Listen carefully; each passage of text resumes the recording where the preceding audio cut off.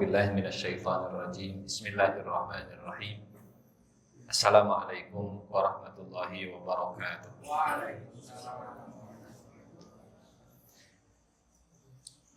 Alhamdulillahirabbil alamin wa bihi nasta'inu ala umuri dunya waddin.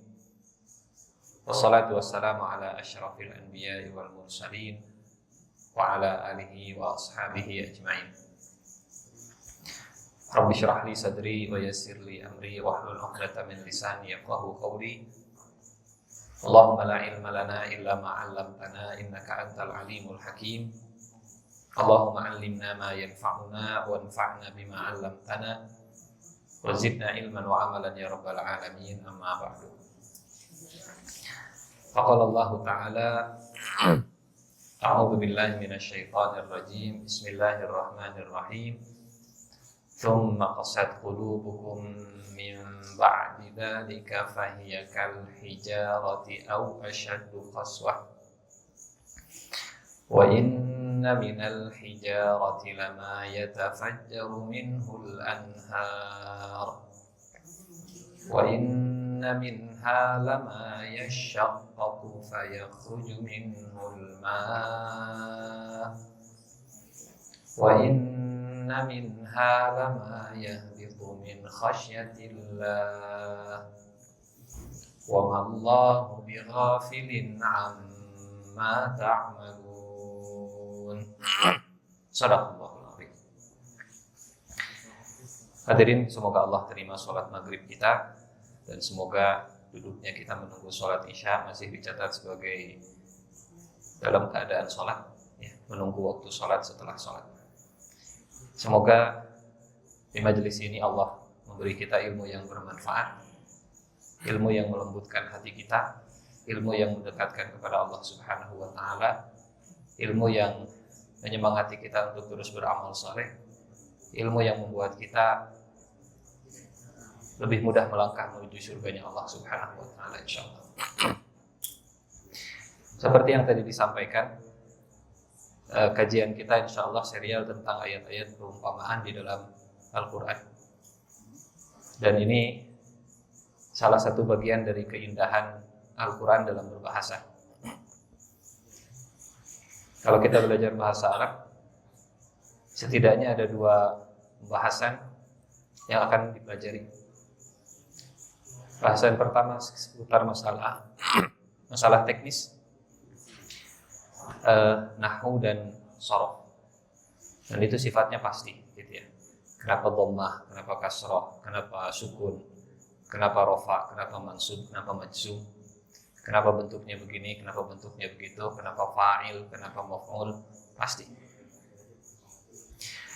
Bahasan yang kedua dalam bahasa Arab yang lebih membahas tentang seni dan keindahan. Kalau nahwu dan shorof itu eksak. Kalau balaghah itu lebih ke artnya, lebih ke seninya. Dan pembahasan tentang seni dalam bahasa Arab ini terbagi dalam 3 bagian.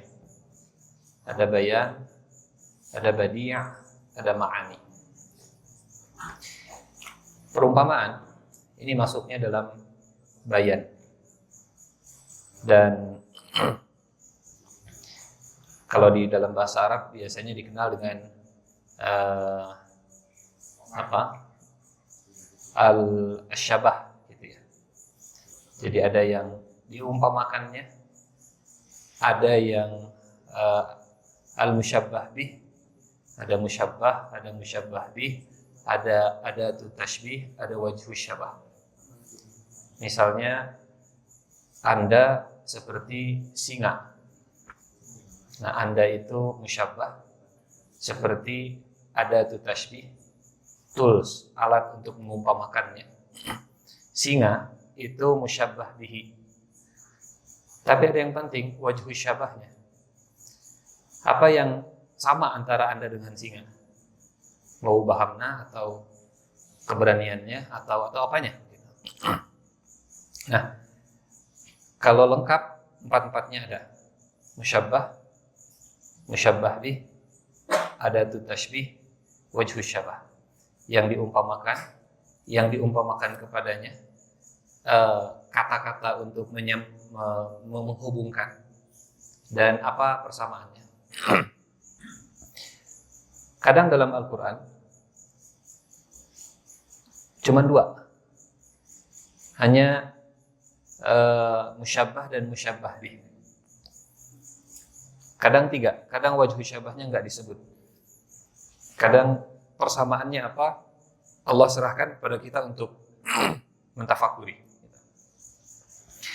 Kalau kita lihat ayat ini, surat Al-Baqarah ayat 74, hati itu musyabbah, batu musyabbah bih. Ada tuh tasbihnya, ka. Ka itu seperti, ka, mislu, itu ada tuh tasbih. Kata-kata, huruf-huruf yang digunakan untuk menghubungkan antara musyabbah dengan musyabbah bihinya. Apa wajhu syabahnya di ayat ini? Persamaan antara hati dengan batunya, kerasnya. Tsumma qasat qulubukum min ba'di dzalika fahiya kal hijarah aw ashaddu qaswah. Malam ini insyaallah kita akan tadabbur surat Al-Baqarah 74 dengan tema perumpamaan yang dibuat oleh Allah Subhanahu wa taala antara hati dan batu. Hati dan batu. Hadirin Bapak Ibu yang Allah muliakan, sebelum kita lanjut ke ayat ini, dalam hadis riwayat Muslim, Rasulullah Shallallahu Alaihi Wasallam mengingatkan para sahabat dan kita sebagai umatnya untuk mengutamakan pandangan Allah Subhanahu Wa Taala. Manusia itu melihat suar dan amwal, penampakan, penampilan, dan apa yang dipunya, apa yang dimiliki. Duitnya berapa, rekeningnya berapa, rumahnya di mana, mobilnya berapa, tokonya ada berapa, karyawannya ada berapa, amwal. Pandangan manusia jatuh dalam dua hal, suar wa amwal. Pandangan Allah Subhanahu wa taala jatuh pada dua hal, qulub dan amal.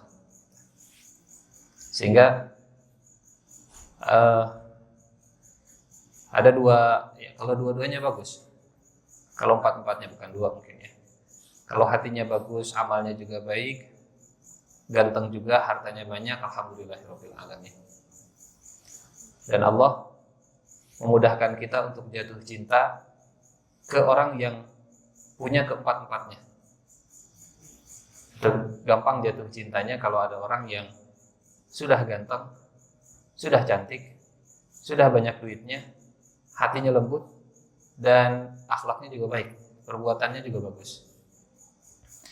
Tapi kalau ada orang yang suar dan amwalnya bagus, tapi qulub dan amalnya jelek, dengan orang yang suar dan amwalnya kurang, tapi qulub dan amalnya baik, hati kita cenderung kemana? Benghar sih, tapi kelakuan juga jurik. Biasa-biasa aja, tapi kok orangnya lembut, ramah, baik, somea, senyum. Jadi qulub dan amal ini tempat jatuhnya pandangan Allah Subhanahu wa taala. Suar dan amwal karena sifatnya casing, hardware yang kelihatan langsung dari luar, dan manusia cenderung instan. Manusia cenderung senang dengan yang langsung kelihatan. Yang kelihatan apanya? Tampilannya. Yang kelihatan apanya? Mobilnya. Oh, wow. Langsung dijudge dari penampakan. Tapi Allah Subhanahu wa taala yanzur ila qulubikum wa a'malikum. Maka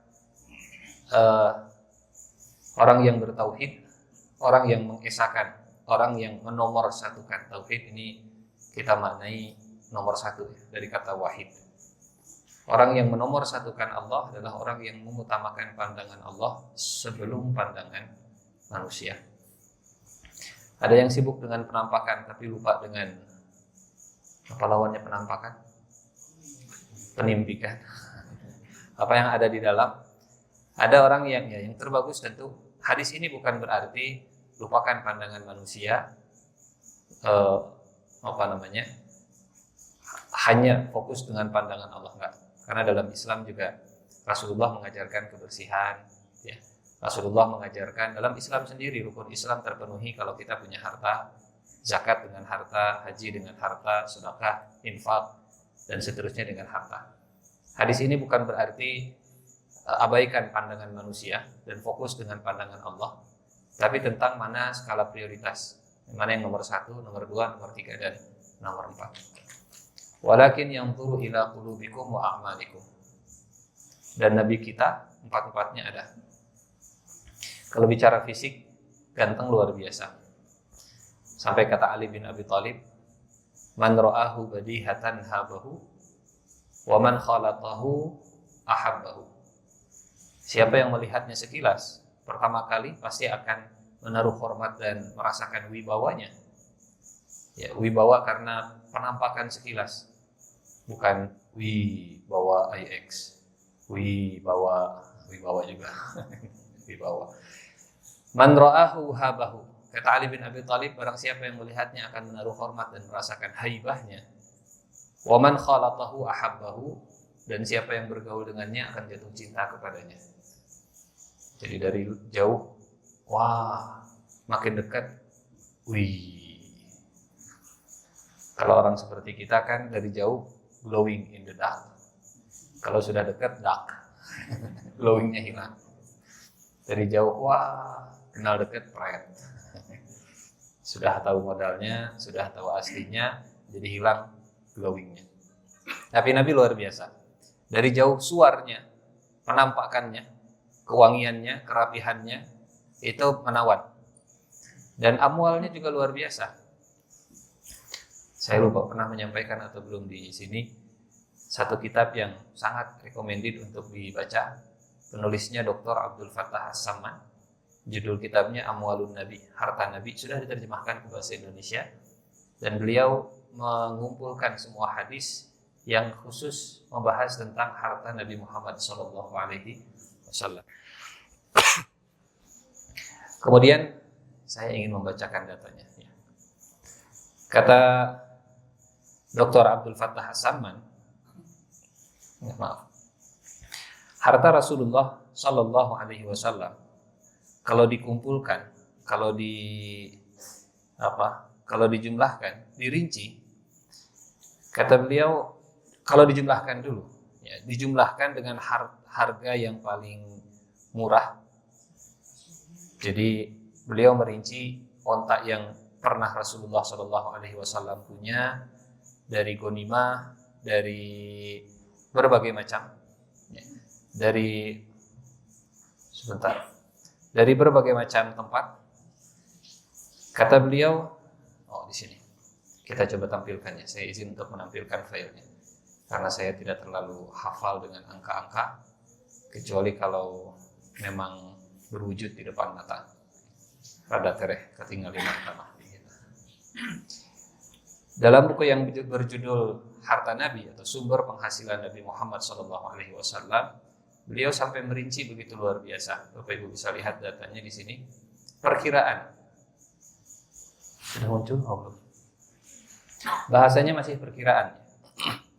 Perkiraan harta yang dimiliki oleh Nabi Muhammad SAW mengumpulkan semua hadis-hadis yang sahih tentang berapa ghanimah yang didapatkan dari satu perang.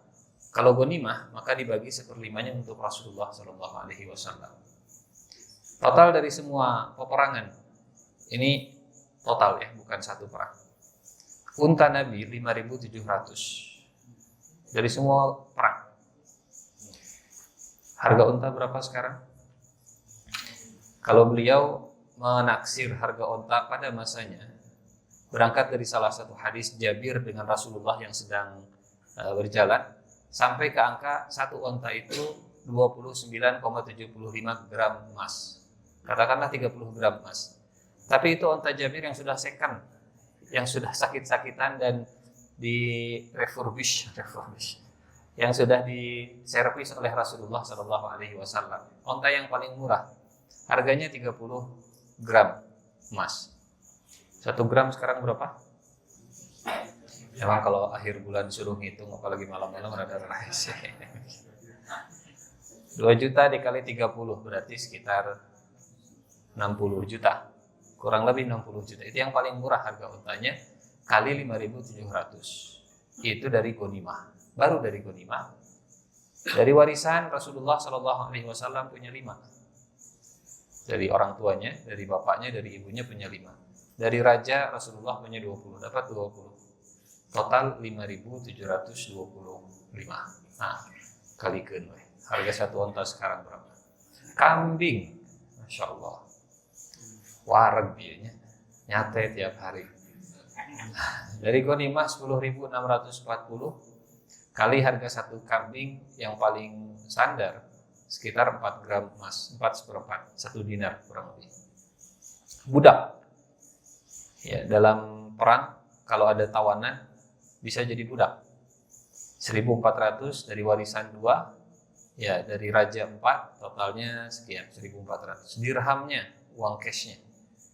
Dari ghanimah 20.000, dari fai 240.000 dan seterusnya dan seterusnya. Sehingga kalau ditotalkan nilai dalam emasnya diemaskan dengan harga yang paling minimal, muncul angka 1.216 kg dan 343 gram emas. Ini harga yang paling murah, ya, harga yang paling murah. Ala kulli hal, tema kita bukan tentang pendapatan harta Rasulullah SAW. Kita sedang membahas bahwa keempat-empatnya itu ada pada Nabi Muhammad SAW. Suaranya beliau tampan, amwalnya beliau juga ada, qulubnya sudah jelas, amalnya juga luar biasa. Jadi hadis ini bukan berarti meninggalkan pandangan manusia, tapi memprioritaskan pandangan Allah sebelum pandangan manusia. Kemudian dalam Al-Quran kita menemukan ada beberapa jenis hati. Ya, ada hati yang sehat, ada hati yang sakit, dan ada hati yang keras. Bahasa Al-Quran hatinya keras, bukan mati, gitu ya. Hatinya keras. Hati yang sehat dalam doanya Nabi Ibrahim alaihissalam, wala tukhzini yauma yub'atsun yauma la yanfa'u malu wala banun illa man atallaha biqalbin salim. Disebut hati sehat karena hatinya salim. Salim artinya selamat. Selamat dari penyakit, selamat dari syirik, selamat dari riya, selamat dari ujub, selamat dari sum'ah, selamat dari hasad, selamat dari semua penyakit, namanya qalbun salim. Bahasa kitanya hati yang sehat, hati yang selamat dari semua penyakit. Dan walaupun amalnya sederhana, tapi seorang sahabat bisa masuk surga karena hatinya sehat. Pernah mendengar cerita ini ya? Nabi lagi kajian, kata Nabi sebentar lagi penghuni surga datang. Masuk, jenggotnya basah, sandalnya ditenteng di sebelah kiri. 3 hari berturut-turut kata Nabi, ini penghuni surga.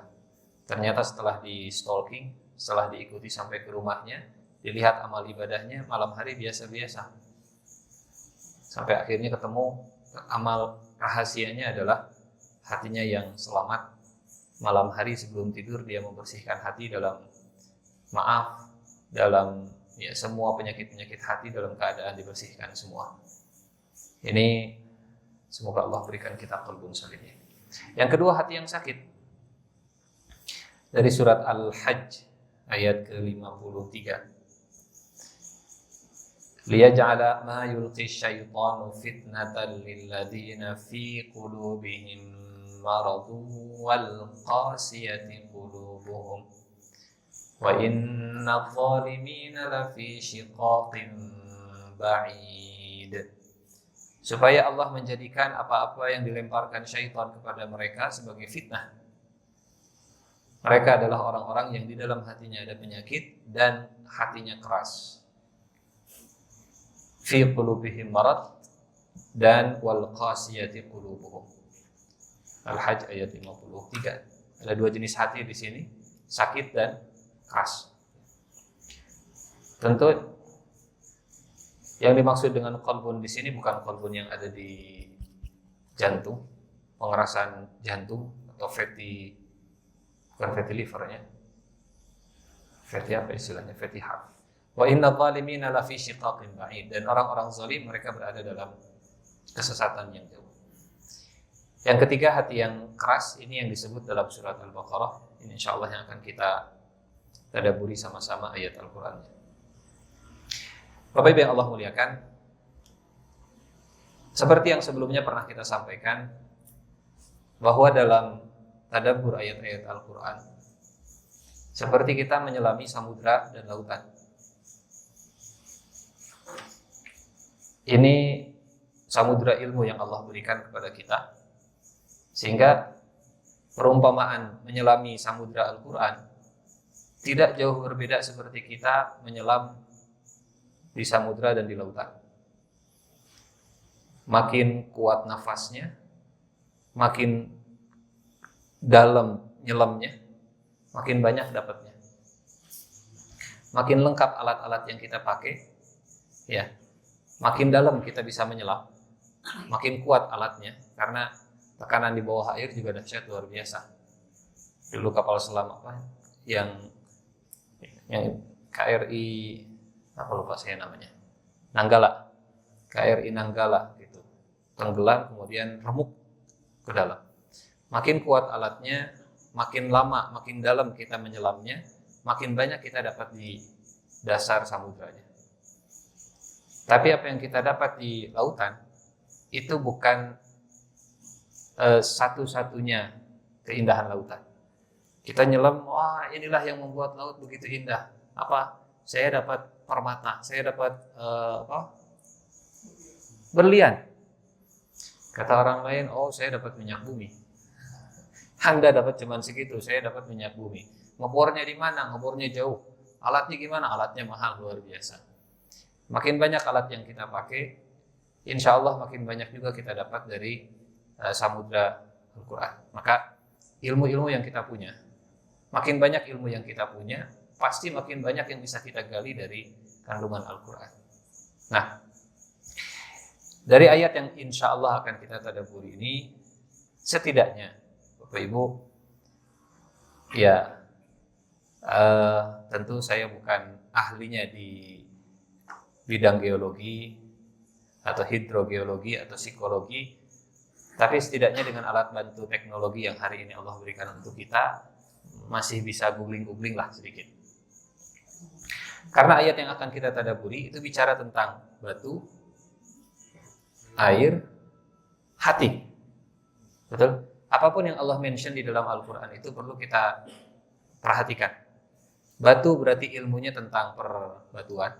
Hari ini orang menyebutnya geologi. Ada air di sana. Ma, Allah menyebut ma. Yashaqqaqu minhul ma. Ya, teliti tentang masalah siklus air, hidrologi.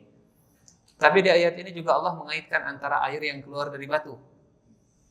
Air hidro, batu geo. Air yang keluar dari batu, hidrogeologi. Saya bukan pakarnya, tapi Bapak Ibu mungkin yang punya latar belakang geologi atau hidrologi mungkin bisa ikut membantu dan bisa ikut memperdalam penyelaman kita terhadap samudera makna Al-Quran ini. Juga ilmu kejiwaan, karena Allah menyebut 3 jenis hati di ayat ini, bahkan lebih. Hanya bahasanya hati yang mengeluarkan air sungai, hati yang mengeluarkan mata air, hati yang jatuh. Ada yang lebih keras dari itu juga. Ini ilmu kejiwaan yang juga disinggung oleh Allah Subhanahu wa taala dalam Al-Qur'an. Selain tentunya sebagai modal utama adalah bahasa Arab dan tafsir serta hadisnya. Ini sebagai modal awalnya. Sehingga makin banyak ilmu yang bisa kita pakai untuk menyelam, pasti makin maksimal kita untuk menggali makna Al-Qur'an. Lebih banyak kita mengapresiasi bukan hanya ayat ke ayatnya, bahkan huruf per hurufnya, kata per katanya. Kalau moto, ini ada pakar fotonya. Kita dari atas pesawat moto dari jauh. Kita lihat pemandangan kelapa sawit dari atas pesawat, kita lihat pemandangan yang indah dari kejauhan, di zoom out. Tapi kalau di zoom in, Macromax gitu ya. zoom in, yang di fotonya itu bunga. dan itu indah. Jadi kita bisa mengcapture dan mengapresiasi gambaran yang diberikan oleh Allah itu secara makro atau secara mikro. Kadang kita membahas satu ayat, tapi ternyata dalam ayat kita bisa membahas kalimat dan kalimat. Karena tidak setiap ayat itu satu kalimat. Ada satu ayat itu terdiri dari 9 kalimat seperti ayat kursi. Ada satu kalimat yang dipenggal jadi 2 ayat seperti surat Ar-Rahman. Ar-Rahman satu ayat, Allamal Quran satu ayat. Padahal itu satu kalimat kalau dalam bahasa Arab yang normal, yang Maha Pengasih, yang mengajarkan Al-Quran. Ar-Rahman subjeknya, Allama predikatnya, Al-Quran objeknya. Tapi dipenggal oleh Allah jadi 2 ayat. Jadi tidak mesti satu ayat adalah satu kalimat atau satu kalimat adalah satu ayat. Kalau Allah yang memenggal jadi satu ayat, berarti ada tanda-tanda kekuasaan Allah di sana. Ada ayat di sana, ada yang harus ditadaburi di sana. Kita bisa memotret, mengapresiasi secara makro. Surat Al-Baqarah bicara tentang ini dan ini dan ini. Kita juga bisa memotret dari tema dan tema. Tema Nabi Adam dalam surat Al-Baqarah. Lanjut, tema Bani Israel dalam surat Al-Baqarah. Lanjut, tema tentang Nabi Ibrahim dalam surat Al-Baqarah. Dalam kisah Bani Israel, kita zoom in lagi.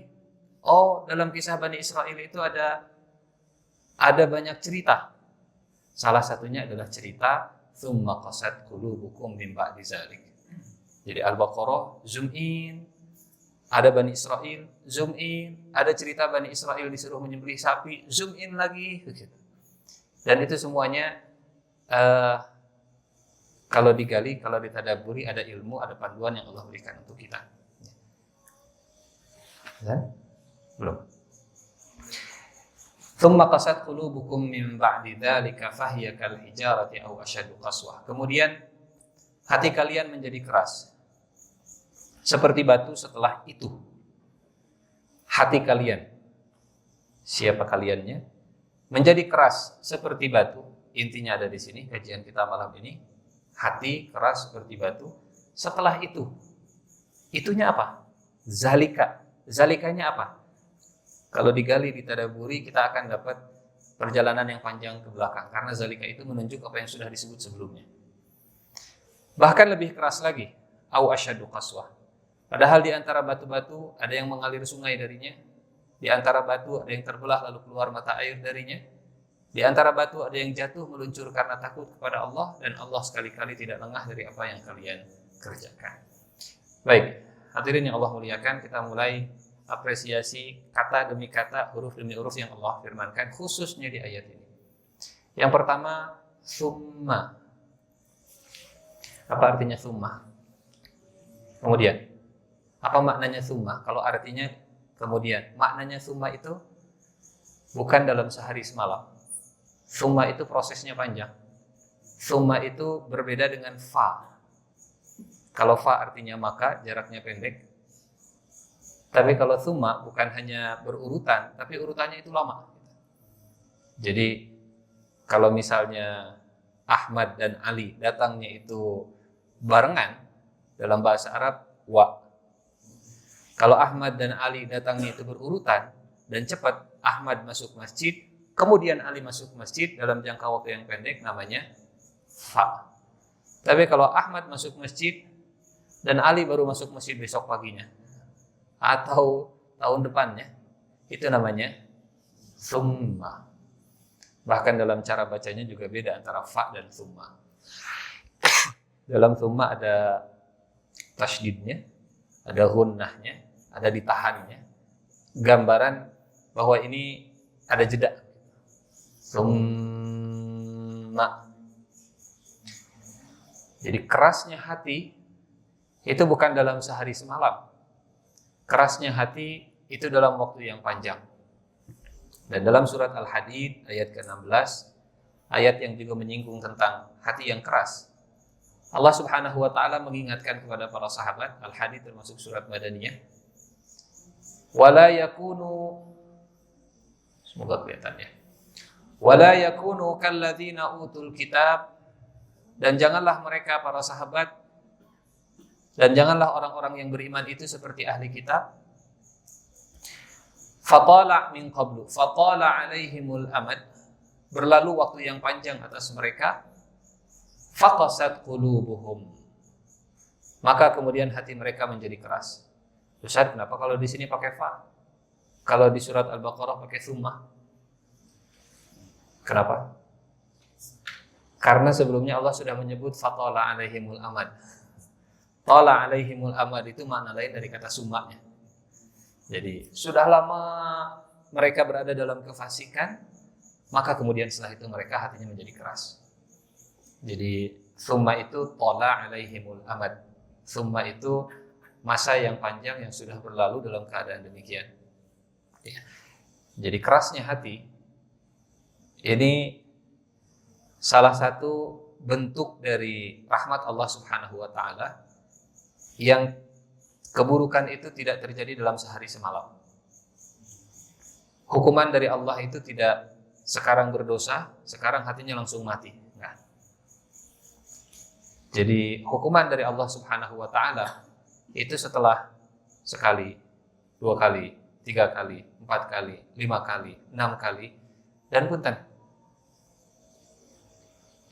Cara hati mengeras itu tidak jauh berbeda dengan nanti cara bebatuan yang mengeras. Karena Allah mengumpamakannya qasat kal hijarah, kerasnya seperti batu. Kalau hati mengerasnya itu dengan proses yang panjang, maka ada bebatuan yang mengerasnya juga bukan sehari semalam langsung keras. Dan ini mungkin dipelajarinya di ilmu geologi, gitu ya. Summa qasat qulubukum. Umar bin Khattab pernah nangkap pencuri. Ditanya sama Umar, sudah berapa kali maling? Ya maling kan gak ada yang ngakunya. Kata maling baru sekali. Pukul sama Umar. Jabret, ngaku berapa kali? Pukulnya bukan pukul mematikan, hanya pukul mengingatkan. Berapa kali? Terus kali. Berapa kali? 8. Sudah 8 kali. Kata Umar, demi Allah, tidak akan dibongkar aibnya oleh Allah sebuah perbuatan kalau baru dilakukan sekali, apalagi kalau kepaksa. Tapi kalau sudah sekali, menyesal, dilakukan lagi, menyesal, dilakukan lagi, sampai akhirnya kebal dengan perbuatan dosanya, sampai akhirnya tidak terasa ini sebagai sebuah dosa, nggak ada penyesalan lagi, maka di situ Allah akan menegur, dibuka tirai sedikit.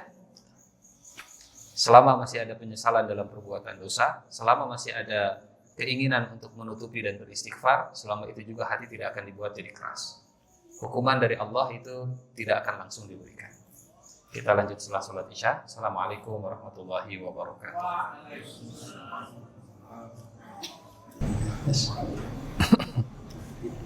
Bismillahirrahmanirrahim. Assalamualaikum warahmatullahi wabarakatuh.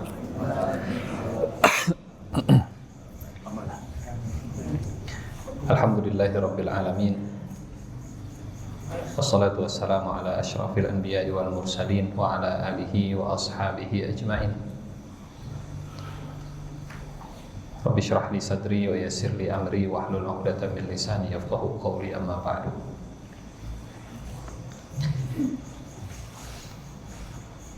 Bapak Ibu, kita lanjutkan kembali tadabbur surat Al-Baqarah ayat 74. Perumpamaan tentang hati dan batu di dalam Al-Quran. Pertama, Allah membuka dengan summa. Mengerasnya hati tidak terjadi dalam sehari semalam, tapi tala alaihimul amad. Karena Allah Subhanahu wa ta'ala tidak pernah menghukum seorang hamba langsung saat itu juga. Dan ini yang seringkali membuat kita kalau melihat orang jahat gregetan. Kapan Netanyahu dapat hukumannya ya Allah? Kenapa Fir'aun? Bayangkan kita jadi Bani Israel dan banyak tetangga, kerabat, bahkan mungkin anak kita yang disembelih pasukan Fir'aun. Kapan Fir'aun dapat balasannya? Gitu. Tapi Al-Halim, Allah punya nama Al-Halim yang artinya membalas keburukan itu tidak seketika, lama gitu. Dikasih jarak, dikasih jangka. Dan ternyata saya coba googling, berangkat dari kata summa.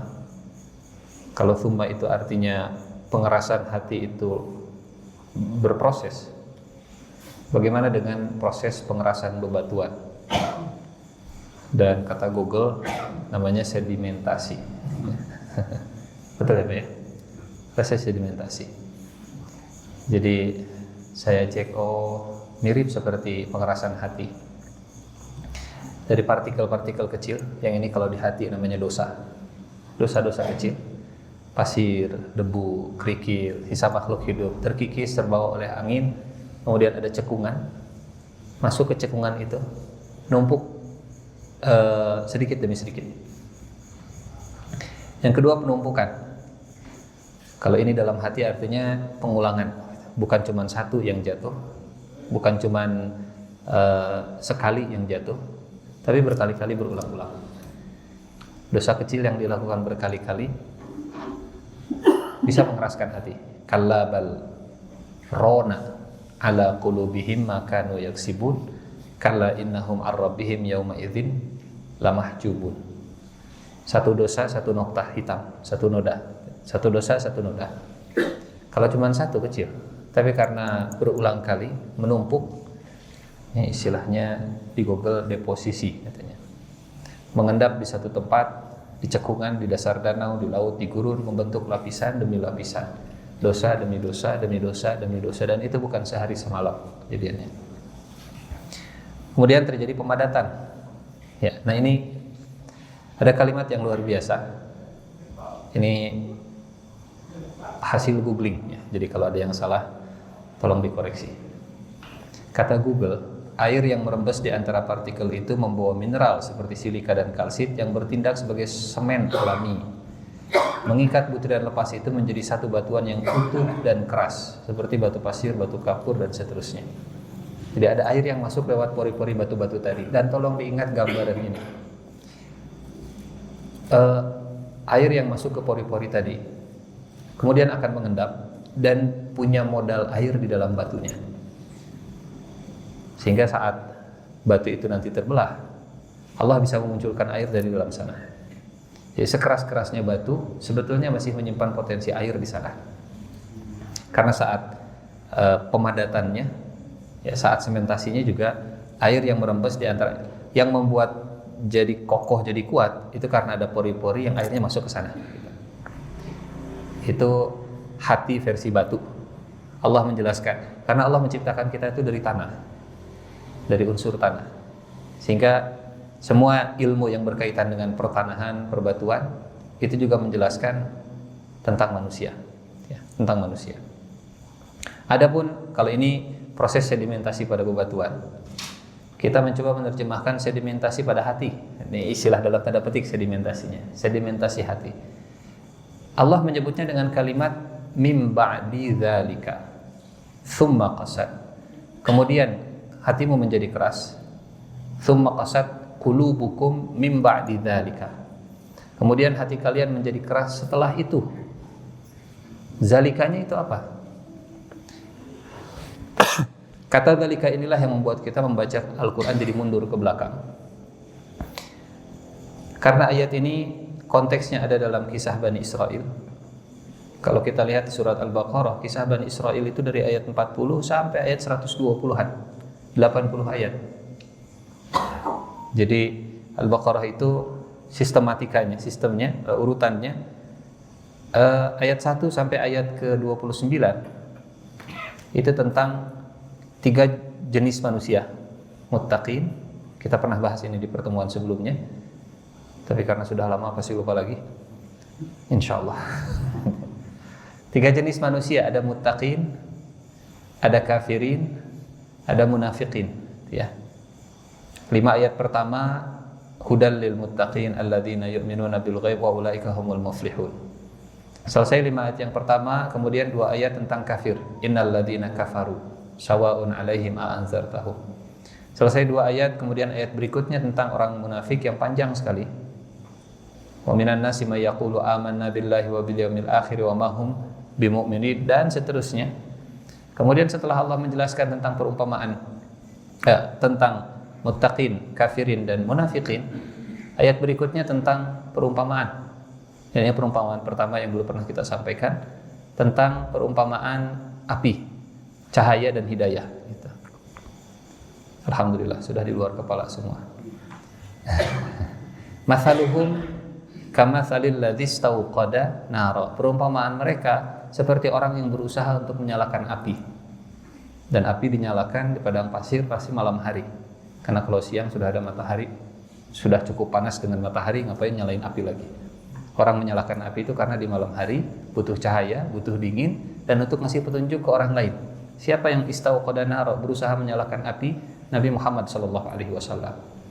Apinya nyala, kemudian bercahaya, dan orang mendapatkan cahaya, tapi kemudian cahaya yang didapatkan oleh orang itu dihilangkan. Falamma adha'at ma haulahu, maka ketika api itu menerangi sekitarnya, zahaballahu binurihim, cahaya yang sudah mereka dapatkan dihilangkan. Wa tarakahum fi dhulumatil la yubsirun, dan Allah biarkan mereka dalam kegelapan. Padahal sudah ada cahayanya. Ini perumpamaan orang munafik yang sudah bersyahadat tapi kemudian menghilangkan cahayanya. Jadi perumpamaannya cahaya itu adalah hidayah. Kemudian perumpamaan berikutnya ini yang mungkin kita skip sebelumnya. Au kasayyibin minas sama'i fihi dhulumat. Atau perumpamaan hidayah itu seperti air dari langit. Ya, perumpamaan Al-Quran, perumpamaan hidayah itu perumpamaannya dalam Al-Quran seperti air. Datangnya dari langit, sama seperti wahyu. Dan kebutuhan kita kepada air itu nggak pernah berhenti setiap hari. Makanya nggak bisa saya sudah minum 2 tahun yang lalu, saya tidak sudah minum, sekarang haus minum lagi. Sebutuh itu juga kita kepada air, sebutuh itu juga kita kepada hidayah. Maka minimal 17 kali kita minta hidayah, ihdina, ihdina, ihdina, ihdina. Mungkin 17 kali kita harus minum sebenarnya, gitu ya. Kalau katanya 2 liter, itu ya, 2 liter, ya 2 liter versi kesehatan, versi Al-Quran 17 kali kita harus minum. Minimal dalam kata ihdinanya, ihdina minum lagi, ihdina minum lagi, ihdina minum lagi. Setelah perumpamaan air, perumpamaan api, kemudian ada kisah Nabi Adam alaihissalam. Selesai kisah Nabi Adam turun ke bumi, lanjut kisah Bani Israel dari ayat 40 sampai ayat 120. Nah, ayat 74 ini ada di tengah-tengah kisah Bani Israel. Yang kalau kita baca dari ayat sebelumnya, di ayat 47 misalnya, Allah perintahkan Bani Israel mengingat nikmat.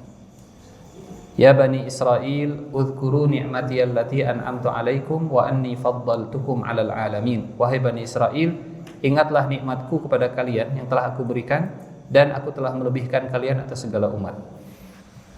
Bapak Ibu nanti bisa lihat setelah itu 12 kali sampai ayat 74. Wa'idh, wa'idh, wa'idh, wa'idh, wa'idh, wa'idh, wa'idh. 12 kali. Di ayat 74, hati Bani Israel mengeras lebih dari batu setelah kufur. Jadi wa'idh itu artinya dan ingatlah wa'idh. Di ayat 47, dan ingatlah nikmat Allah. Apa nikmatnya? Disebut satu persatu. Kita kumpulkan 12 ayat dari 47 sampai 74 yang diawali dengan kata wa'idh. Pertama ayat 49, nikmat Allah ke Bani Israel selamat dari genosida. Wa idz najjainakum min ali fir'auna yasumunakum su'al 'adzab. Ingatlah saat Allah menyelamatkan kalian dari Fir'aun yang ingin menggenosida kalian semua. Yasumunakum su'al 'adzab, yudzabbihuna abna'akum wa yastahyuna nisa'akum, menyiksa kalian di Mesir dan seterusnya. Ayat 50, wa idz lagi. Ini cara cepat menghafal, bukan cara cepat ya. Kalau cepat tergantung kapasitas kita masing-masing, tapi cara mudah lah. Cara untuk membagi surat Al-Baqarah. Wa'idh yang pertama selamat dari genosida. Wa'idh yang kedua nikmat Allah ke Bani Israel. Mereka melihat mukjizat. Wa'idh faraqna bikumul bahra fa'anjainakum wa aghraqna ala fir'aun. Kami belah lautan di depan mata dan kami tenggelamkan musuhmu Fir'aun ke dalam samudra, ke dalam Laut Merah. Itu juga nikmat. Ayat 51-52, wa idh wa'adna Musa arba'ina lailah. Nabi Musanya pergi selama 40 malam, 40 hari. Kemudian Bani Israilnya karena dipimpin oleh Nabi Harun yang dianggapnya lemah, innal qauma stad'afuni wa kadu yaqtulunani fala tusmit biyal a'da. Mereka menganggap kepemimpinan saya lemah wahai Musa, dan mereka hampir membunuh saya. Jadi zalim. Saat Nabi Musa tidak ada, dimaafkan oleh Allah. Tsumma afauna ankum min ba'di dzalik. Kemudian Nabi Musanya datang membawa Taurat, wa id ataina Musal kitaba wal furqana la'allakum tahtadun, sebagai pedoman. Ayat 54, diterima taubatnya. Ya. Fatubu ila bari'ikum faqtulu anfusakum. Kemudian diterima taubatnya oleh Allah. Kemudian ayat 55 sampai 57, lan nu'mina laka hatta narallaha jahratan fa akhadhatkumus sa'iqah. Kami enggak akan beriman wahai Musa sampai kami bisa melihat Allah dengan mata kepala kami sendiri. Ayeuna jeder langsung ada petir. Tsumma ba'atsnakum min ba'di dzalik. Kemudian kami hidupkan lagi supaya kalian bersyukur, dikasih nikmat hidup lagi. Dan setelah itu Allah kasih manna wassalwa. Setelah itu kata Allah, wa idh qulna udkhulu hadhil qaryata fakulu minha ragadan haitsu. Silahkan masuk Baitul Maqdis dan makan yang enak-enak di sana. Kasih nikmat. Tapi mereka menolak. Enggak mau, di sana ada qauman jabbarin wa inna lan nadkhulaha abada ma damu fiha. Banyak orang-orang yang perkasa, kami enggak mau masuk. Kalau mau masuk, Anda saja dengan Tuhan Anda wahai Musa. Kayak nungguan di dia kami mau menang WA gitu. Itu ayat tentang Baitul Maqdisnya. Di ayat 60, 12 mata air. Wa idhis tasqa, wa idh lagi gitu. Wa idhis tasqa Musa liqaumihi. Dan ingatlah saat Nabi Musa istisqa, kemudian Allah perintahkan pukulkan tongkat. Lihat, pukul tongkat ke batu, dari batu keluar sungai. Fanfajarat min husnata asyrata aina, mata air gitu ya. Yang ini nanti akan terulang lagi dalam surat dalam ayat 74, yatafajjaru minhul anhar yashaqqaqu minhul ma. Kemudian di ayat 61, lan nasbiru ala ta'amin wahid. Musa, aduh, kalau cuman karbohidrat dan protein kurang ini seratnya pencernaan kita. Manna wasalwa itu karbohidrat dan protein bahasa kita sekarang. Kurang ini, kami pengen makanan yang lengkap, gado-gado seperti waktu di Mesir, bukan gado-gado, salad seperti waktu di Mesir.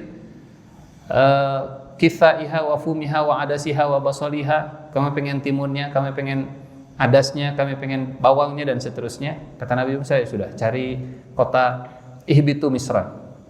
Dikasih lagi nikmat sayur-sayuran oleh Allah, lengkap nutrisinya. Kemudian ayat 63 66 ya, walaula fadlullahi alaikum wa rahmatuhu lakuntu minal khasirin. Kemudian 67, nah ini dia. Makin dekat sampai akhirnya puncak dari nikmat Allah ke Bani Israel. 67-71 itu saat Nabi Musa memerintahkan untuk menyembelih sapi.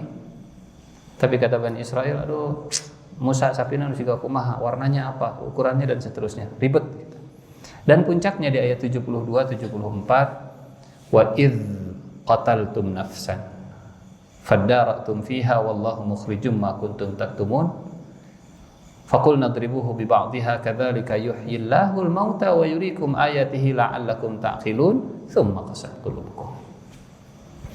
Dan ingatlah ketika kalian membunuh kemudian saling tuduh dan Allah akan mengeluarkan apa yang kalian sembunyikan. Bani Israel ada yang membunuh, modus operandinya korban pembunuhan kemudian disimpan di kampung yang lain. Akhirnya kampung inilah yang dituduh sebagai kampung pembunuh. Sementara mereka menolak, enggak, bukan kami yang membunuh, mungkin kabilah si fulan, mungkin kampung si fulan. Hampir terjadi perang saudara di antara Bani Israel. Semuanya saling tuduh. Faddaratum fiha. Datang ke Nabi Musa, kata Nabi Musa, solusinya adalah sembelih sapi. Kata mereka, apa hubungannya orang mati dengan menyembelih sapi? Ini bukan saya yang nyuruh, ini Allah. Innallaha ya'murukum, bukan ana amurukum, Allah ya'murukum. Tapi kata Bani Israel, atattakhiduna huzwa, engkau ingin mengejek kami? Kata Nabi Musa, Allah ya'murukum, bukan saya. Kata mereka, nah sudahlah. Singkat cerita disembelih kemudian sapi kuningnya, sapi emasnya. sapi yang mengingatkan mereka dengan patung sapi emas untuk mendetoks kesyirikan dalam hati mereka, supaya nih lihat sapi yang kalian agung-agungkan sekarang kalian sembelih di depan mata. Selesai disembelih sapinya, kata Nabi Musa, cari anggota tubuhnya, lidahnya atau bagian tubuh yang lain, khas dalam atau apalah pokoknya gitu.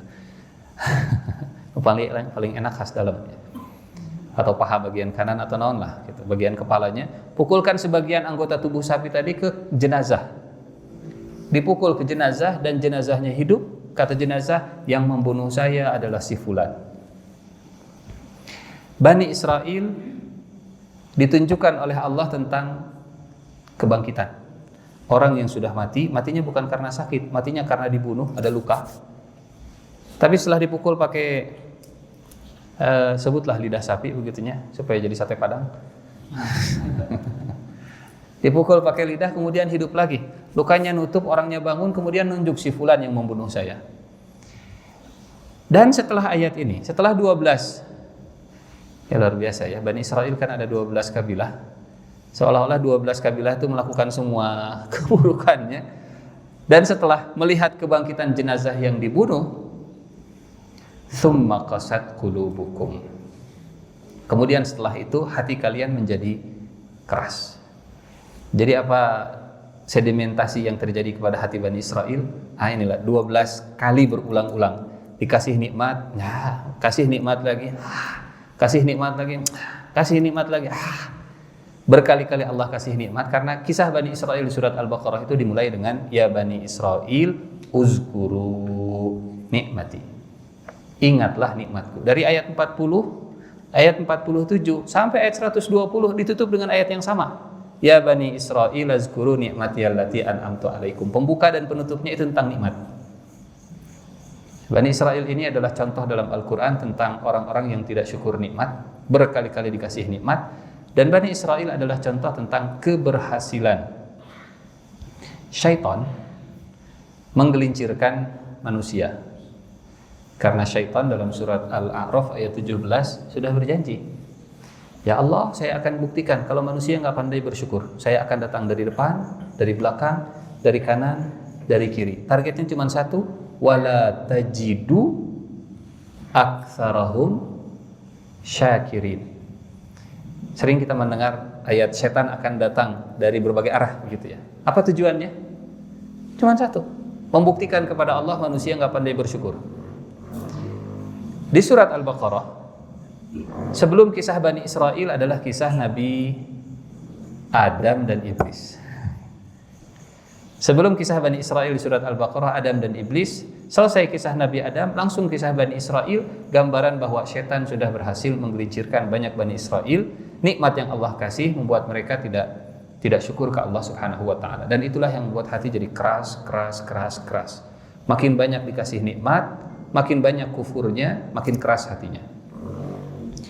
Contoh sehari-harinya, kita sering kalau dikasih nikmat oleh Allah, terasa euforianya paling sehari 2 hari, setelah itu jadi, atau sebulan 2 bulan, atau setahun 2 tahun, setelah itu biasa-biasa. Ada istilahnya apa? Hedonic treadmill. Apa hedonic treadmill itu? Jadi jiwa manusia cenderung akan ke kondisi yang biasa-biasa setelah dia mendapatkan kebahagiaan. Tadinya dapat bahagia, setelah itu turun lagi, biasa lagi.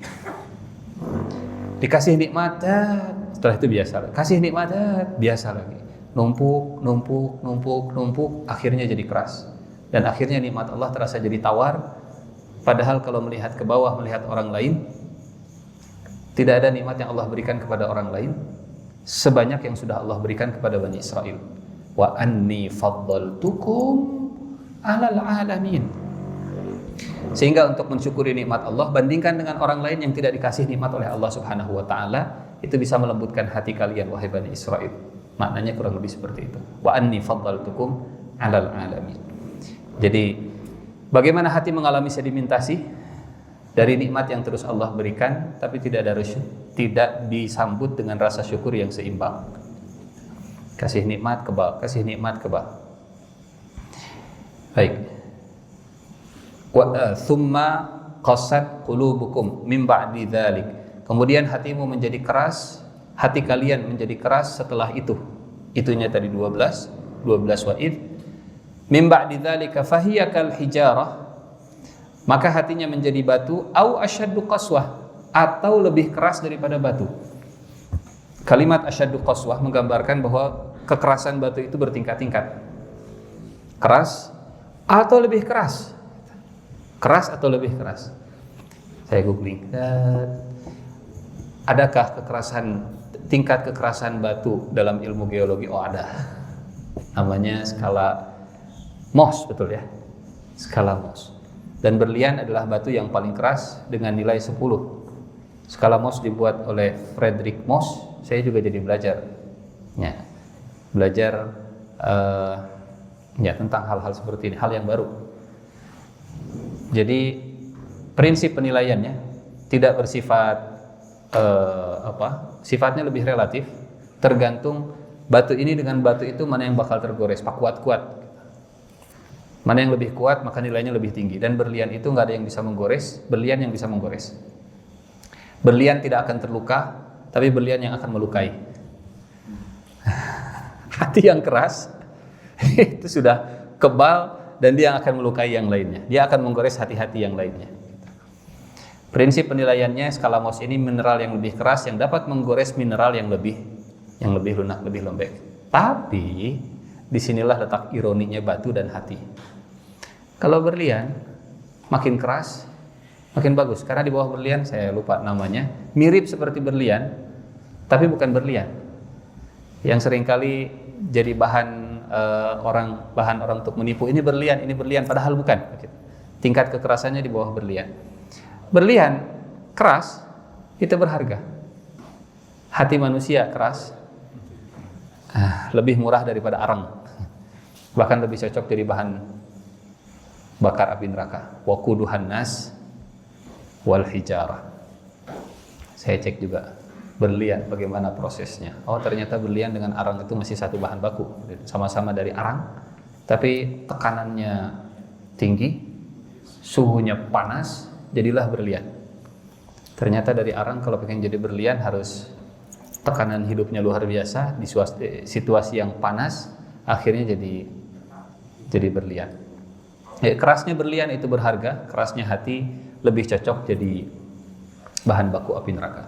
Batu yang keras berharga dan bermanfaat untuk manusia, tapi hati yang keras lebih cocok jadi bahan bakar api neraka. Waquduhan nas wal hijarah. Kenapa dalam ayat 6 surat At-Tahrim Allah Subhanahu wa taala menggambarkan sosok malaikat yang giladun syidadun la ya'sunallaha ma amarahum wa yaf'aluna ma yu'marun? Karena orang kalau hatinya sudah sekeras batu, perlakuan di nerakanya juga harus sama seperti perlakuan mereka ketika di dunia. Innama tujzauna ma kuntum ta'maluna. Balasan kalian sesuai dengan perbuatan kalian. Ini ya, nas wal hijarah. Kemudian ayat berikutnya masih googling juga saya ya. Wa inna minal hijarah. Jadi Allah Subhanahu wa taala ketika mengumpamakan hati manusia yang keras seperti batu, itu seperti dalam pandangan Allah, batu yang keras lebih berharga daripada hati manusia yang keras. Hati manusia dibandingkan dengan batu, kemudian Allah membela batu. Padahal kata Allah, wa inna minal hijarah, padahal di antara batu itu ada yang begini. Jadi sudah dibandingkan dengan benda mati dalam tanda petik, setelah itu dibela oleh Allah, enggak. Batu masih lebih berharga. Batu lebih bermanfaat. Wa inna minal hijarati lama yatafajjaru minhul anhar. Di antara batu ada yang memancarkan sungai. Wa inna minha lama yashaqqaqu fayakhruju minhul ma, dan seterusnya. Saya cari bebatuan. Ya. Bagaimana air bisa keluar dari batu? Nah, ini hasil googling ya Bapak Ibu ya, bukan hasil dari kepakaran atau latar belakang keilmuan yang saya punya. Jadi tolong dikoreksi kalau salah. Jadi sumur artesis itu salah satu pemaknaan dari wa inna minha lama yashaqqaq fayakhruju minhul ma. Kemudian air terjun itu pemaknaan dari lama yatafajjaru minhul anhar. Sekeras-kerasnya batu. Jadi ayat ini Allah Subhanahu wa taala mengkategorikan batu itu jadi hati itu jadi 4 jenis. Ada hati yang seperti batu kemudian memancar sungai.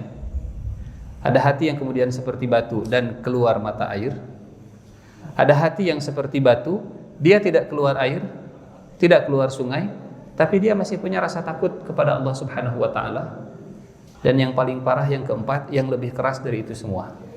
Jadi ada berapa jenis hati? Ada 4. Hati ada 4 jenis. Hati seperti batu. Batu yang pertama, ini kalau kita hubungkan dengan hadis Rasulullah SAW tentang ihsan, iman, dan Islam.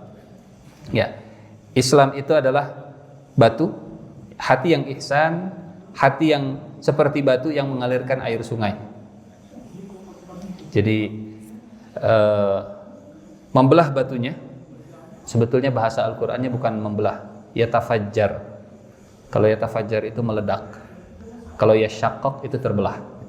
Batunya meledak, kemudian keluar air sungai yang begitu dahsyat, luar biasa alirannya. Dan ini hati yang di dalam isinya itu banyak iman, kemudian imannya mengalir menjadi amal soleh. Amanu wa amilus solihat. Dan banyak di antara para sahabat, bahkan dalam golongan ahli kitab, yang mereka sebetulnya sudah siap untuk menerima hidayah, cuman belum berinteraksi dengan Al-Quran.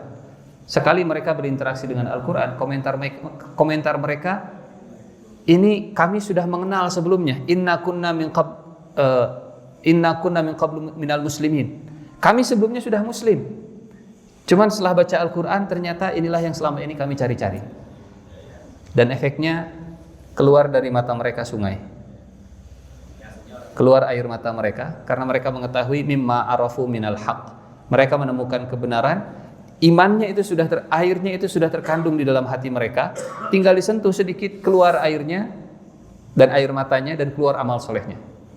Ini hati yang pertama, hati yang ihsan, menyimpan iman dan mengalirkan sungai kebaikan, menjadi seperti batu yang mengalirkan air sungai. Wa inna minha lama yatafajjaru minhul anhar. Ada hati yang kedua, hati yang iman, bereaksi dengan firman yashaqqaqu, terbelah. Kalau mendengarkan ayat hatinya terbelah, dan setelah terbelah, oh ternyata dalam hatinya ada potensi keimanan, tapi belum termaksimalkan potensinya sehingga belum banyak orang yang merasakan manfaat dari imannya. Imannya hanya berguna untuk dirinya, masih belum bisa menjadi manfaat untuk lingkungan sekitarnya. Itu sudah bagus. Itu sudah bagus.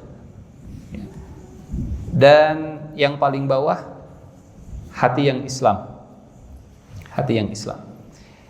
Dalam surat Al-Hujurat, Allah Subhanahu wa taala menggambarkan ada orang-orang yang dia sudah muslim tapi dia belum mukmin. Qalatil a'rabu amanna qul lam tu'minu walakin qulu aslamna. Kalian belum iman, kalian baru Islam. Walamma yadkhulul imanu fi qulubikum, dan iman belum masuk ke dalam hati kalian. Kita lihat surat Al-Hujurat ya, ayatnya. Ini menyempurnakan pemaknaan hati seperti batu. Ada batu yang jadi sungai, ada batu yang kemudian jadi mata air, dan ada batu yang jadi dia jatuh, tapi di dalamnya itu belum ada airnya. Saya izin share screen dulu. Surat Al-Hujurat ayat ke 14. Orang Arab Badui mereka berkata, Muhammad, kami sudah beriman. Kata Allah, jawab wahai Nabi, sampaikan kepada mereka, belum. Kalian belum beriman, kalian baru Islam, karena iman belum masuk ke dalam hati kalian. Jadi ada level Islam, ada level iman. Level Islam itu dia sholat, tapi dia belum merasakan nikmatnya sholat. Dia saum, tapi dia belum merasakan enaknya saum. Dia ngaji, tapi nggak ada feelingnya sama sekali. Dia hadir di majelis taklim, tapi datar-datar saja. Dia takut berbuat dosa tanpa dia pernah tahu konsekuensinya. Kenapa nggak mabok? Ada batur gitu mabok. Sieun doraka, sieun sih. Tapi biasa weh gitu. Dia muslim, menjalankan yang zahir, tapi imannya belum masuk. Jadi kalau dibelah batunya, nggak ada airnya. Tapi batu ini masih nurut dengan hukum Allah Subhanahu wa Ta'ala di alam semesta, hukum gravitasi. Sekeras-kerasnya batu itu nggak akan menolak hukum gravitasi. Wah, yang lain pada jatuh, wah saya nggak akan jatuh. Gitu. Yang lain longsor, erosi dan seterusnya, enggak, saya akan bertahan di sini saja. Batu yang keras itu masih tunduk ke hukum Allah Subhanahu wa Ta'ala. Jadi ada tipe batu yang nggak ada airnya, tapi masih takut kepada Tuhannya. Takut ke Allah. Oh, itu batur mah kadar itu ajojing, wah sieun. Takut gitu. Itu bagus. Itu mending daripada au asyaddu qaswah, atau lebih keras dari itu semua. Jadi wa inna minha lama yahbitu min khasyatillah, ternyata menjawab bahwa batu itu punya perasaan, dan perasaannya adalah perasaan takut. Batu takut ke Allah Subhanahu wa Ta'ala. Kalau ada manusia yang tidak takut, berarti lebih keras daripada batu. Sieun dosa, tapi saat beramal soleh biasa we rasanya gitu. Taraweh biasa we rasanya. Saum feel-nya nggak dapat, ruhnya nggak dapat, imannya itu belum masuk, manisnya itu belum kerasa. Kok orang lain bisa ya lagi ngaji sampai nangis? Oh karena ayat yang dibaca ayat hutang. Kok bisa ya orang lain istighfar itu sampai berurai air mata gitu, naik mobil astagfirullahaladzim, astagfirullahaladzim. Nah Ustaz nangis habis bensin. Oh beda lagi itu. Kok bisa ya orang zikir itu sampai nikmat, bisa lama begitu? Ya saya zikir-zikir tapi kok rasanya kurang. Masih bagus. Wa inna minha lama yahbitu min khasyatillah. Hatinya Islam tunduk pada perintah Allah meski iman belum masuk dalam relung hati mereka, seperti batu yang jatuh ketakutan. Bahkan Bapak Ibu kita yang pernah umroh, kebayang ya bagaimana batu-batu yang ada di Mekah. Kerasnya Abu Jahal itu memang sekeras batu-batu yang ada di sekitarnya. Kerasnya Umar, gayanya memang ya orang itu anak lingkungannya kata orang. Tapi sekeras-kerasnya batu yang ada di Mekah, mereka menaruh hormat kepada Rasulullah Sallallahu Alaihi Wasallam. Saat Nabi lewat, batu itu mengucapkan salam. Jangan sampai saat Nabi lewat kita tidak mengucapkan salam. Kan Rasulullah sudah meninggal Pak Ustadz. Ya, bukan fisiknya yang lewat, tapi namanya yang lewat. Jangan sampai namanya lewat di telinga kita, lewat begitu saja tanpa salawat dan salam. Jangan sampai batu lebih menghormati Nabi ketika lewat daripada kita. Ini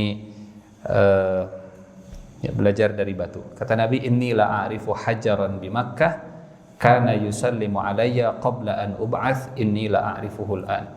Saya masih ingat di Mekah ada batu yang kalau saya lewat, batu itu mengucapkan salam. Nabi mengingatnya bukan karena horor. Bangun orang maknya karena horor begitunya. Saya pernah lewat kuburan tuh, pas saya lewat saya ucap salam, assalamualaikum. Nu ngajawab, moal kadinya deui gitu. Yang kita ingat pasti karena horornya, tapi bukan. Kenapa Nabi mengingat batu yang mengucapkan salam? Karena salamnya.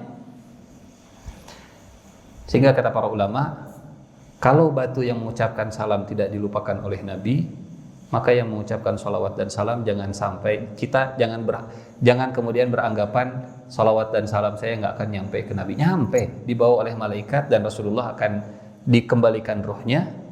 Ya Rasulullah, ada salam. Dari siapa? Dari jamaah Masjid Al-Ukhuwah. Siapa namanya? Fulan dan Fulan. Kan yang namanya mengucapkan Allahumma sholli ala Muhammad wa ala alihi wa sahbihi wa sallim, itu konsepnya konsep titip salam. Ya Allah titip salamnya ke Nabi Muhammad. Titip salam ke Nabi Muhammad. Sholli wa sallim. Sampaikanlah penghormatan saya dan sampaikanlah salam saya ke Nabi Muhammad sallallahu alaihi wasallam.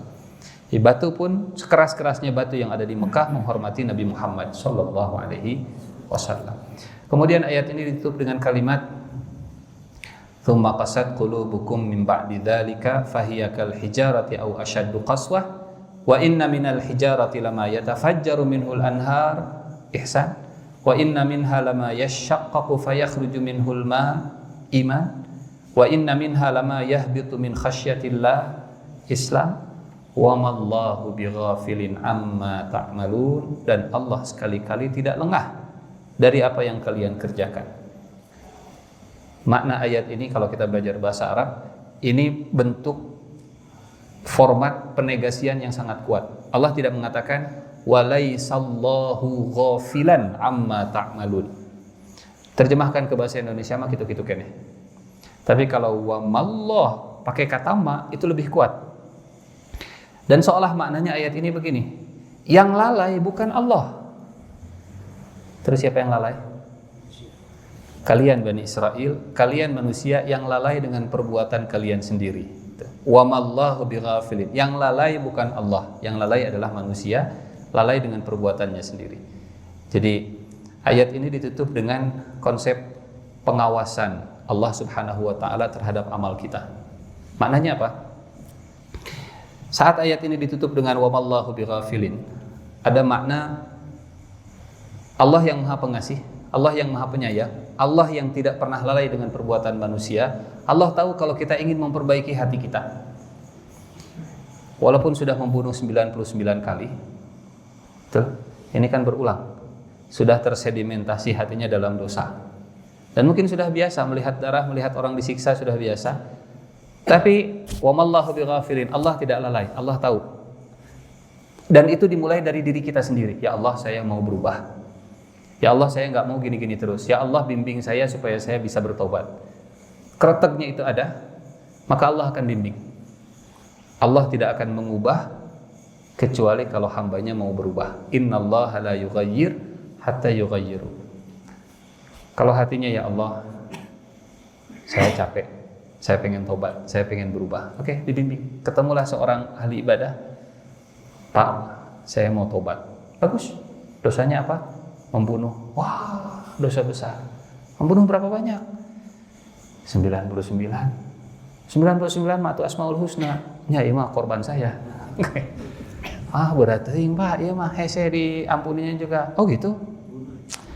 Sudahlah, tambahannya si jadi. Syarat. Jangan pernah menutup pintu tobat untuk orang lain kalau tidak mau jadi korban ke 100. Bukan itu hikmahnya begitu ya.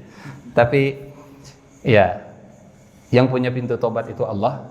Jangan menutup pintu yang sudah Allah buka. Akhirnya karena memang niatnya ada ingin bertobat, Allah bimbing dia ke seorang ahli ilmu.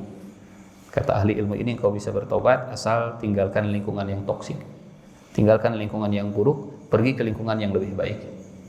Jadi walaupun sudah tersedimentasi, walaupun sudah berulang pembunuhannya, tapi kalau ada keinginan, ya Allah, dari khosyah dulu, saya takut gini-gini terus hidup saya.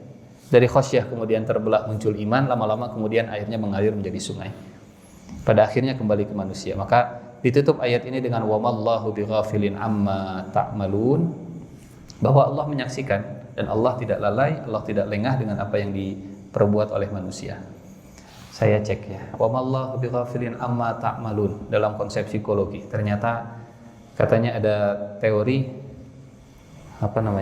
panoptikon. Teori psikologi panoptikon itu di penjara. Penjaranya dibentuk seperti ini, di tengah-tengahnya ada pengawas, kemudian di center kemana-mana pakai lampu. Dan narapidana itu cenderung akan bersikap lebih baik karena merasa diawasi, walaupun dia tidak yakin apakah pengawasnya melihat atau tidak. Cuman karena cahayanya terang, gelap nggak bisa melihat ke menara, jangan-jangan kita diawasi, jangan-jangan kita diawasi, jangan-jangan kita diawasi. Dan perilaku narapidananya jauh lebih baik. Apa bedanya dengan wa mallahu bighafilin amma ta'malun?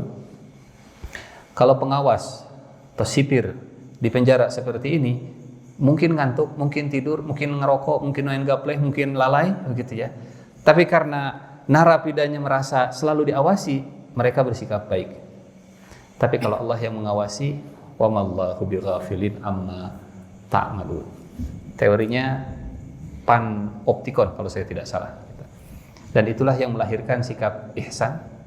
Ihsan itu melakukan sesuatu, beribadah seperti melihat Allah atau selalu merasa dilihat oleh Allah Subhanahu wa taala. Jadi ayatnya ditutup dengan harapan mudah-mudahan menjadi batu yang memancarkan sungai.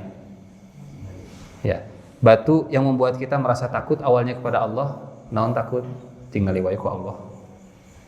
Dari rasa takut kemudian muncul iman, batu terbelah muncul air, dan mudah-mudahan airnya makin banyak dan akhirnya mengalir menjadi sungai. Ini perumpamaan yang Allah sampaikan, dan ayat-ayat tentang kerasnya hati di dalam Al-Quran kita bisa kumpulkan di 6 ayat ini. Ayat yang tadi kita sampaikan Al-Baqarah 74, ya, hati seperti batu setelah melihat kebangkitan dan semua nikmat yang Allah berikan. Al-Maidah ayat 13, Al-An'am 43, Al-Hajj 53, yang ini kita bisa tadabburi satu persatu ayatnya. Wallahu a'lam bishawab. Ini saja yang bisa disampaikan. Saya kembalikan ke MC moderator, kalau ada diskusi dan tanya jawab silahkan. Assalamualaikum warahmatullahi wabarakatuh. Alhamdulillahirrahmanirrahim. Syukur jazakallahu khairan katsiran untuk Ustaz yang telah menyampaikan materi. Untuk tanya jawab mungkin satu pertanyaan singkat saja. Nah, enggak, silahkan. Silakan.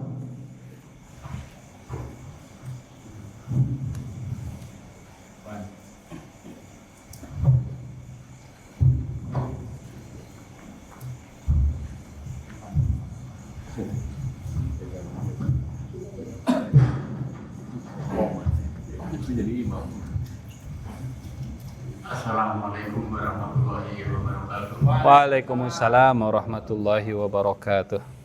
Nama saya Edi Emping, umur 73 tahun. Masya Allah. Tempat tinggal atau domisili sementara di Kota Bali, hotel nomor 106 di Ponpes Graber. Udah 2 minggu. Masya Allah. Maisa pembuatan pink, Pak, maka Pink. disebutnya Edi Pink. Pertanyaan sesuai dengan materi yang tadi disampaikan, yang perlu saya tanyakan adalah contoh saya sendiri aja, nggak usah nyontohin orang lain. Saya sudah berbuat dosa yang berkali-kali, beratus-ratus kali. Solusi untuk bertobat atau hijrah kepada yang lebih baik, itu solusinya gimana, Pak? Mohon tausiahnya. Akhirul kata wabillahi taufiq hidayah. Wassalamualaikum warahmatullahi wabarakatuh. Assalamualaikum warahmatullahi wabarakatuh. Baik. Bismillahirrahmanirrahim. Yang pertama, kita harus yakin bahwa keinginan taubat yang kita punya itu Allah yang menanamkan. Dan kalau Allah yang menanamkan keinginan dalam hati, artinya karena Allah memang pengen memberi. Kalau kita berdoa sesuatu, itu karena Allah pengen ngasih apa yang kita doakan. Karena yang memberi petunjuk itu Allah. Yang memberi bimbingan supaya kita untuk beramal soleh itu Allah. Saya nanti malam pengen sholat tahajud. Itu Allah yang pengen. Allah yang pengen ketemu dengan kita. Jadi perasaan untuk beramal, keinginan untuk beramal soleh, siapa yang ngasih? Allah. Ini satu, dan ini harus disyukuri. Karena mensyukuri nikmat hidayah itu akan menambah hidayah berikutnya. La in syakartum la azidannakum. Maka ucapkan alhamdulillah ya Allah, terima kasih atas petunjuk, saya ingin bertaubat. Satu, ucapkan hamdalah. Yang kedua, pastikan kalau dosa yang kita lakukan itu antara hablum minallah atau hablum minannas. Karena dosa hablum minallah cenderung jauh lebih mudah untuk diperbaiki dibanding dosa hablum minannas yang lebih rumit urusannya. Kalau dosa hablum minannas itu ada proses mengembalikan haknya, proses meminta maafnya. Meskipun kita sudah istighfar dan taubat ke Allah, kalau hak belum dikembalikan, belum diterima oleh Allah. Makanya orang yang berjihad sekalipun, kalau mati syahid dan masih ada hak kepada sesama manusia, itu akan tertahan masuk surganya, karena ada hablum minan nas yang belum tuntas gitu. Jadi ini kita mau tobat dari hablum minallah atau hablum minan nas, dua-duanya bisa diampuni oleh Allah, dua-duanya akan diterima taubatnya oleh Allah, pasti diterima. Tapi caranya yang agak rumit. Kalau hablum, bukan agak rumit ya, butuh effort lebih, butuh proses yang ada tambahan prosesnya. Kemudian yang ketiga, kalau hubungannya ini dengan Allah Subhanahu wa Ta'ala, cukup 3 hal. Tunjukkan penyesalan, tinggalkan perbuatan, berjanji tidak akan mengulangi. Dan bentuk penyesalan itu kalau kita mengingat perbuatannya, sedih.